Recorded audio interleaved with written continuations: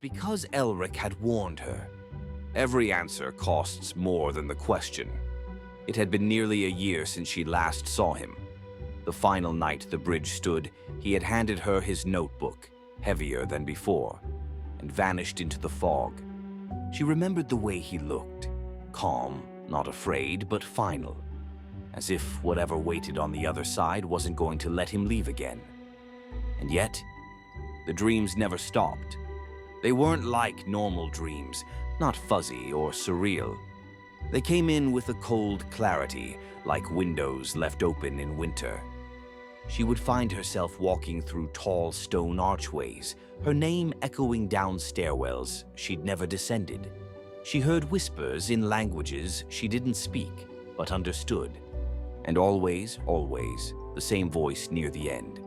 "Brina, look down." One morning, she awoke to find her pillow warm again. The stone Ellric had given her, smooth, etched with lines like rivers, sat in her palm. She hadn't put it there. It pulsed once, then stopped. She dressed quickly, boots still wet from the rain the night before, and ran to the hill. The bridge was back. But this time, she didn't wait. The wood felt steadier than she expected. The fog thicker, more reluctant to move. Halfway across, the light shifted, not dimmed, not darkened, just tilted somehow.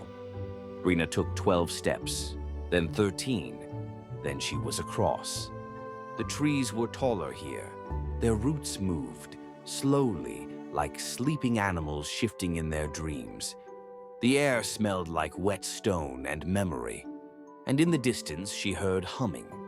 A low, deep sound, not a voice, not quite. She followed it, past a pool that reflected only the moon, past a fallen monument with names scratched off in rust, past a clearing where the ground was covered in pale feathers, not fallen, but planted, until she found the door, not a real door, more like a seam in the world. A vertical ripple in the air like heat above firewood, and standing in front of it was Ellric. He looked older now, truly older, not just in the eyes. His coat was torn, mended, and torn again. His hands were inked with symbols. One eye was milky white, not blind, just changed. He looked at her and smiled. "You came." Brina didn't speak, just stepped forward. "It opened," he said, nodding toward the seam. "Not because of me, because of you." He turned slowly and walked through. She followed. Inside there was no floor, no ceiling, only descent. They walked downward through halls made of petrified wood and hollow stone. Whispers bled from the walls, voices that weren't speaking, just remembering out loud. Brina clutched the notebook to her chest. "They've been calling me," she whispered. Ellric nodded. "They don't call just anyone." "What do they want?" He stopped at the mouth of a wide, circular chamber. "To be remembered and to be known." The chamber was filled with glass orbs, hundreds of them, suspended in air, each no larger than a plum. Some glowed faintly green, others pulsed red. A few were cracked, leaking light like water. Brina reached for one. It floated toward her.